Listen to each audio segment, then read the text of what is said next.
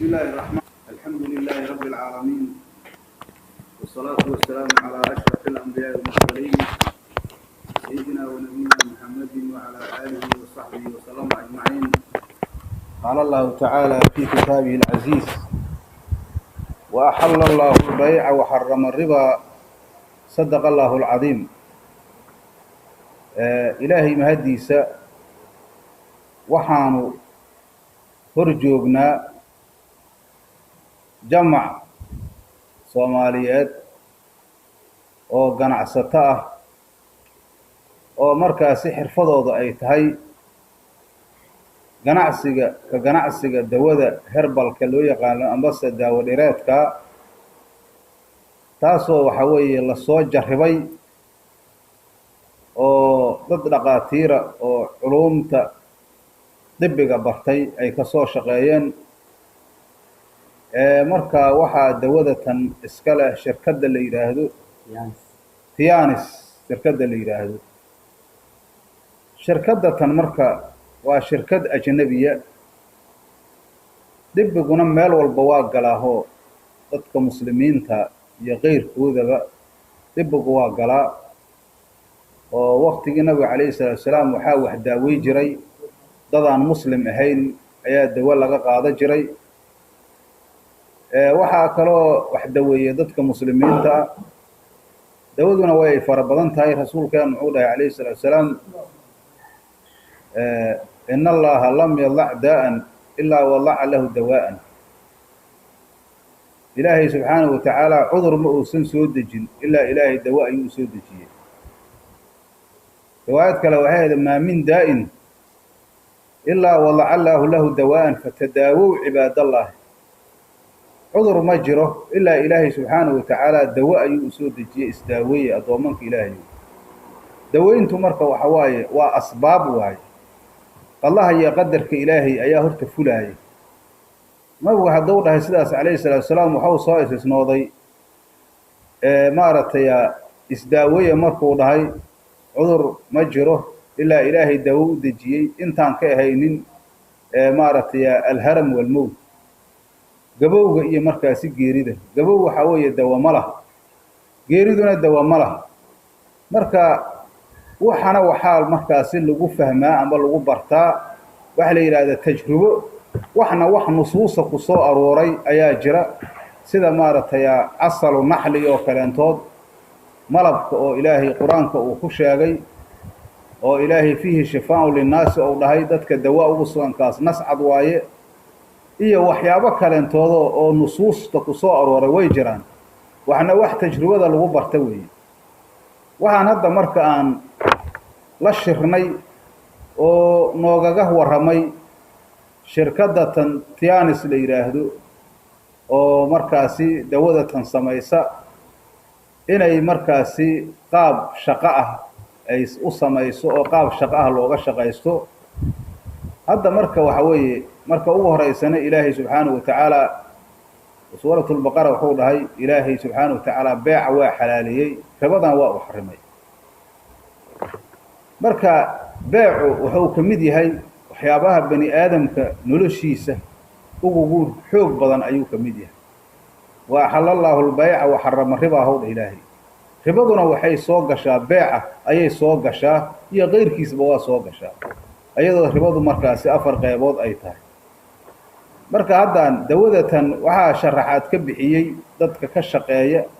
qaabka markaasi loogaga shaqeeyo. dawo kasta horta waxaa cilmigeeda loola noqonayaa dadka adibada ah ayaa loola noqonayaa.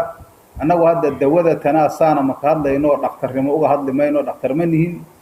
laakiin waxa su-aasha hadda halkaa noogu timiday ay tahay oo dadkan akhyaarta ahoo shaqaalaha ka ah oo caamiliinta ah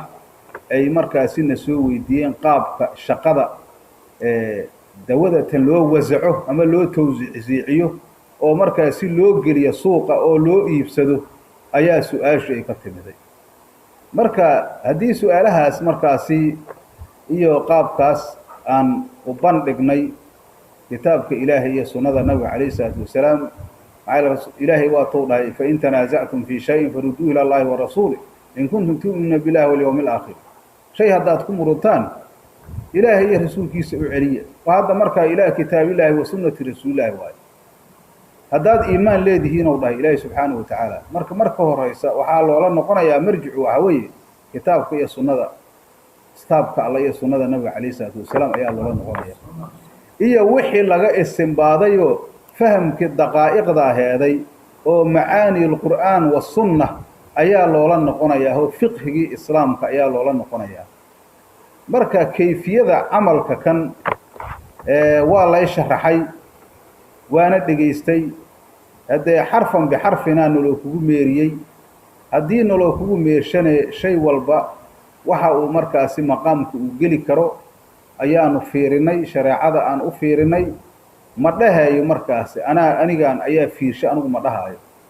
waxaan leeyahay markaasi sharciigi ilaahay iyo culimada islaamka ijtihaadkoodii iyo fuqahadii iyo wixii markaasi diintiisay noo soo gaarto aan u baranay ayaanu ka turjumaynaa ma ahan markaasi inaan anagu ra'yi aanu sameeyayno oo ra'yi hadda kuma hadlayno oo ra'yi cid walba ayaa iska leh muslim iyo galba ra'yi waa iska leeyihiin ra'yigana waxa weeye markaasi wax ma xalliyo diintuna ra'yiga waa ka sareysaa maxay yiraahdaan diintu ra'yiga ka sareynin ilaahay rasuul soo madiri lahayn oo diintu waxa weeye ra'yi kaligiis kuma filna adduunka marka qaabka markaas hadda shaygan loo sharaxay marka koow dadka macaamiisha ah oo shirkadda tan ka mid noqonaya qaabka ay ku soo gelayaan oo qaab maartay diiwaan gelis oo lacag la dhiibayo lacagtaas marka waxa weeye shay lacag hadii la baxsho wixii muqaabal oo lagu bixinayo waa in la helaa shariicada islaamka wax majhuula wax kuma ansaxaan taasna marka waxa jawaabteedii ay noqoto ay uga jawaabeen inay yiraahdeen qofka kan waxa la siinayaa wax barasho inuu shaqo oo maartay loo diro shaqaduna ay tahay qaabkii loo tawsiic ilaahay dawadaas marka tababar ayaa la siinayaa intaas yartaana waxa looga qaadayaa oo waxay noqonaysaa ujratu tacliim waaye tacliimtana in ujro lagu bixiyo waa banaan tahay mini iskuula dhiganayo mini jaamacada dhiganayo mini dugsi quraan la dhiganayo qofka wax baranaya in maartay ujro waa bixiyaa qaabkaas marka hore ay tahay suma bacdigeedna waxa weeye dadkii qofkii waxa uu noqonayaa qofka markaasi xiriirka dawadatan dadka gadanaya ayaduna waxay marjic waxa loo sameeyay dabiib inay leedahay oo markaasi dhakhtar mujarraba oo yaqaana inay leedahay oo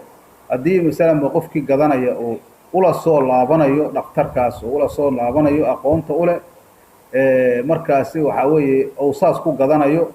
wixii markaasi ilaahay baa kulay caafimaadka bixiye wixii uu markaasi la jarribay ayaa markaas uu dhakhtarkaas ku ijtihaadaya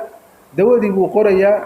sidaas ayaana marjiceedu yahay qofkaan hadda asagu meesha bartay wuxuu ka dhigan yahay qof suuqa tagay ee wax ku naadinaya dalaal oo kala weeye dadka hadda qaabka hadda shirkadda tan loogu shaqeynayo dadku waxa weeye waa dad maartay qaabkii dalaalnimada u shaqeynaya ujratu dalaalna waa banaanta qofka duu dalaal yahay waa ka markaasi meel walba tagaaya ama suuqa wax ku naadinaya amal sameynaya wax walba isku soo xiraya socod sameynaya amal oo sameynaya juhdi buu sameynaya waa amal oo sameynaya amalkaas ujradiisa ayuuna qaadanaya marka hadda intaas oo shaqo hadaad qabato intaas aad leedahay intaas hadaad si qabato intaas aad leedahay intaas hadaad qabato intaas aad leedahay oo heshiis asagana oo maartay raali uu ku yahay ayaa arintan hadii la isku soo duuduubo saas weey marka hadda qof hadii maartay uu amal sameynayo amalkiisina shay muqaabal uu leeyahay qofkina uu juhdi bixinayo haduu xataa uu dalaal yahane dalaalku waxba ma haysto asagu waxba ma haysto oo wax waliba dalaalku wax ma bixiyo bixinta marka uu horeysana hadda sida hadda naloo sheegayo waa shaqadaas oo qofka la baraayo sida uu shaqada u qabalahay hadii marka intaas uu bartane leeshi shirkad furan oo qof walba waxa uu ku darsan karo ku darsanaya wixii uu helo ayuu shirkada ku sii darsanaya shirkadii uu kamid noqonaya waa shay iska furan marka hadii aan dhageysanay qaabka markaasi loo shaqeeyo qaab hadda markaasi baabu riba gelayna ma aha ay ribo waxa weeye waa ziyaado ribadu waa afar qaybood waaye ribada hadda Soomaaliya ugu badan oo ganacsatada aad iyo aad maaragtay Ilaahay ka cafiye ugu badan oo xoolahooda dhibaatada gaarsiinaya waa ribada la yiraahdo ribal qardi waxa suuqda ku badan sidaan ognahay dadka alaabaha qaata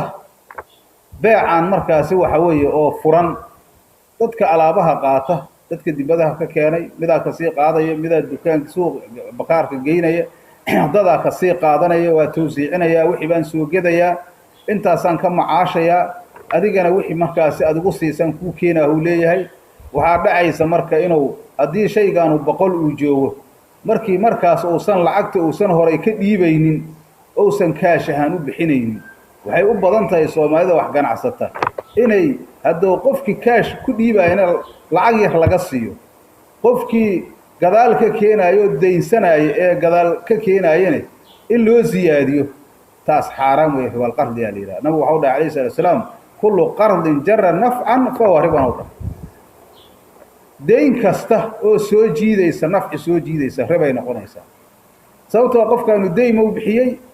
deyntii waxay u soo jiidaa nafci maxaa yeelay hadeer haduu shayga kan iibsalahay wuxuu ku iibsalahay wax ka badan ayuu qofkan ku siinayaa ziyaadadaas markaas oo nafci ka dhigtay ribay noqonaysaa xaraam weey waa mid ku badan suuqda iyo ganacsatada ku baxan Ilaahay ka cafiyeegan inay ka soo noqdaan loo baahan marka de waxa weeye shay walbana waxa la rabaa aasaaskooda shariicada islaamka in lagu dhiso dadkuna dad muslimiina weeye waxa la rabaa in dadka culimada lala tashado dadka diinta yaqaana oo fuqahada gaar ahaan in lala tashado waxa waaye cilmiga furuucda waxaanu gelayaan waxa dhici karta waxyaabo masaa'il niqaada oo maartay ama daqaa'iqul masaa'il inay soo gashaa dhici karta in markaasi waxa weeye lala soco kala loo baahan yahay marka waxaan leenahay qaabka shaqadaas ah oo nidaamkaas ah wax walbana sidoo nidaam iska leeyahay qofku gurigiisa haduu ku nool yahay حتى النظام كله نوليا قاب مسقش قاب وقلا قاب ونوليا جروج قاب الله سيحدا عرورته مالي سيحتها هوانكم جدتكم مالي سيحدان أضيقكم مالو سيحدا نظام كاسمر كدين لسكو خربوه كله يوجيف ويسكجيف لي رامم عيد والله مالو باي تكتو نظام كبار قرب معي لكن واحد مركز الشريعة دين الدم بالوجلا يما برك الشيء والبا هدين نظام كله خربانه ضد كده بعطيه كنا قنيسا برك وحال الربا شيء والبا نظام والله إيمانيا هدي أدونكنا مر والبوا سعنيا عالمك واسعنيا وحكا سواجريا مركا وحال ربا شيء كسوي ماذا إن مرجع عيسى الله فيه إن شاء الله تعالى وحان رجينينا إن مركز وحوي أرنتان وحبا أيسان كجرين وهذا شريعة سيدا هدي لغوضو وحكا له زيادة أن لسو درين إن إمارتها إي وناسنتهاي قاب كاسنا هذا قاب قراله هو مركا دواسة إسكسود وضوبني محايا شيئا فشيئا هذا مركز نلوك وربحيي وانا دغيسنay warqadii hadda nidaamkaas uu qoray ama xeerkaas loo sameeyay oo ku qorayna waana hortaala marka hadda anagu hadda fahamkeena Ilaahay uu naga siiyay kitaabka iyo sunnada iyo fiqhiga iyo aanu wadan maartay la fiirino waxa weeye markaas wax dhibaato ah arintaas ku jira ma jiraan waxaana la rabaa qaabka habda wax loo sheegay wax kala haday ku soo hoos baxaan oo qaladane kulli qofkii markaas ka shaqeeyay ay iska leedahay dadka muslimiinta ah oo meel walba shirkadaanu ay maartay ka jirtane dad badan oo aqoon lahaa jira marka waxa la rabaa in culimada ay la ogeysiyo shariicada loo bandhigo qof kasta talaabta uu qaadayna uu ku qaado kitaabka iyo sunnada Ilaahay isagoo markaas waxa weeye ku dhaqaaqaya oo isku ilaalinaya sharcigu asagaana ilaalinaya annagu ma ilaalinay annagu asagu waana ilaalinaya والله markaan asaga ilaalino weey marka insha Allah ta'ala waxaan rajaynaynaa Soomaalida dhamaanteeda dadka shaqaysta oo amalka iskale inay laftirkoodu shariicada u bandhigaan oo wax xalaal la xukumo hadii qiyaamo waxa weey hadii shay maarataya kullu jismi nabata min haraamin oo anagu fanaaru awlaabi jirka oo ka soo dhasha shay xaraama naara ku haboon oo rasuulka kaleey sallallahu alayhi billahi ta'ala waxa marka lagu noolaanayo waxba ma ahane waa in la iska fiiriyaa marka dadka akhyaartiinaan aad iyo aad u hasantiin waxaad ku dadaasheen inaad maartay shaqana aad heshiin kasabku aad iyo aad u fiican yahay oo waxa weeye maartay ambiyada Ilaahay shaqaysan jirtay nabiyullaahi daawud maartay waa too shaqaysan jiray oo Ilaahay waa alana lahu alhadiida أن اعمل سابقات وقدر في السرد واعملوا سنة ودهي نبي زكريا النجار وهيوات رسولك عليه الصلاة والسلام دهي رسول كان عليه الصلاة والسلام مركو يراي وكي أرق إلى لجري نبي الله موسى سيدو كلانتودا وهيواتي 20 سنة مارتي الله كرايستي oo iri uu ilaalinayay maartay reerkii gabadha siiyay oo iriga uu ilaalinayay oo intaas loogaga dhigay marka saas waayo shaqadu sharaf weeye qof kasta haduu kasab u dhaqaaqo wadankaas horumar iyo sharaf uu gaaraya isku dulnoolaasho iyo wax dhacow iyo tuuganimo iyo shaxaatanimo iyo wax faa'iido ma waxana reebay weeye arintaas marka insha Allah ta'ala waxa laga yaabaa dad badan oo muslimiin ah masaakiin ah fuqara ah waxba aanan haysanin inay shaqo ka helaan shaqada haday ka helayaan shaqada inay shariicada fiiriyaan waa laga maarmaan marka wixii markaasi wanaagsan oo shariicada ku wanaagsan oo ku soo kordhaya wadanka looga shaqaysan karo oo mubaaxa shay wanaagsan weeye marka insha Allah ta'ala waxaan rajaynaynaa in arintaas maartay culimada islaamkuna isku raaci doonto shay wanaagana ay tahay qofkii rabana markaas oo sharaxaad ka rabana wuxuu imaanayaa culumaahu hadda markaasi doonay inuu si ogaado ama cid kale soo ogaado maamulka iyo dadka markaasi waxa weeye nambaradaas haaya ka saxdo laakiin anaga markaan dhageysanay wax hadda markaasi amalkaas u dhibaato u leeyahay ma jirto waxayna ay cuskanta dhanka xagga dalaalnimada weeye wax uu maartay dalaalnimo ah waxa weeye qofka intaas wadada dad keento waxa weeye wixina dadka laga qaadan maayo shirkadu iyada maartay tasarrufaadkeeda leh oo qof shaqeeyo waayo markaasi mushaarkiisa la siinayo